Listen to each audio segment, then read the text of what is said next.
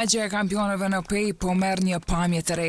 Në ceremoninë e gurthemelit të zgjerimit të Qendrës Nacionale të Gjudos, krahas kryetarit të Federatës së Gjudos, Agron Kuka dhe trajnerit Driton Kuka, morën pjesë edhe kryeministri i Kosovës Albin Kurti dhe ministri i sportit Blerim Gashani.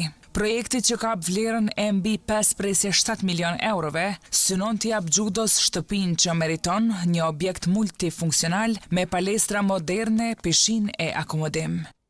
Projekti do të krijojë kushtet që Gjudoja e Kosovës të vazhdoj punën përpara, të forcoj rolin e saj si qendër stërvitore në Evropë dhe njëkohësisht të kontribuoj në zgjerimin dhe ngritjen e sportit, turizmit dhe ekonomisë në vendin tonë. Para plot 30 vitesh, pak metra nga këtu, ka qenë babajem që ka vendosur një gurthemel.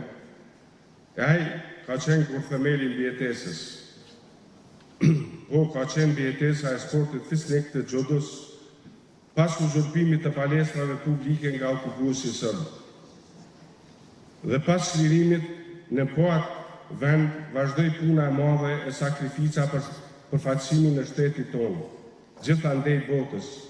Ne si komuniteti Gjudos gjithmonë kemi parasysh një fakt që faktikisht gjithmonë ajo që investohet në ne tentojmë ta kthejmë shumë fish kon shumë. Kjo qendër nacionale u tha se do të shërbejë shumë edhe për gjudistët dhe karateistët, të cilët do të garojnë për Kosovën edhe në lojrat mesdhetare Prishtina 2030. Agjencia për regjistrimin e biznesit